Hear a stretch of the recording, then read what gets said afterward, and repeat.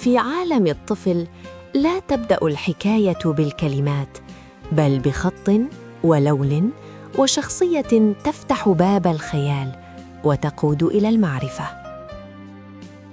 منذ تسعينيات القرن الماضي بدأت تتوزع رسوم الفنان عمر طلال حسن عبد الرحمن في الصحافة الموصلية، بين جريدة الحدباء وجريدة نينوى وصفحات الأطفال في صحف المدينة، حيث كان الرسم لغة موازية للنص وأقرب إلى الطفل.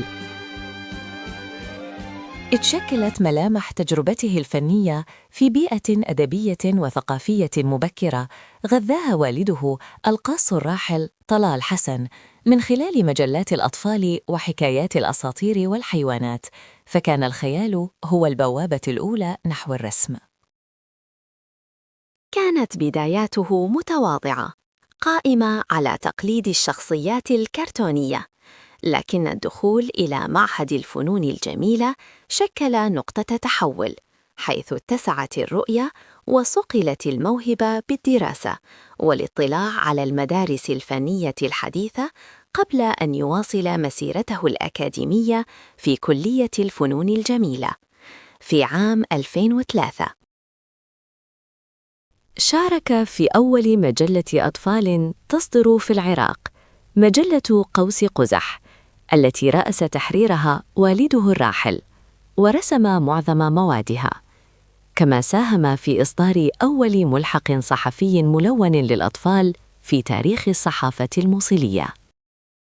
امتدت أعماله لاحقاً إلى العديد من الصحف والمجلات، منها دجلة، الحقيقة، المسار، ومجلة الأسرة والطفل، وزرقاء نت، وحبيبتي في بغداد، إضافة إلى مجلات عربية داخل العراق وخارجه. لم يكن رسم الأطفال خياراً سهلاً، بل تجربة أدرك من خلالها أن هذا الفن عالم مستقل يقوم على تسلسل المشاهد وحركة الشخصيات وقدرة الصورة على إيصال الفكرة حتى دون حوار مكتوب.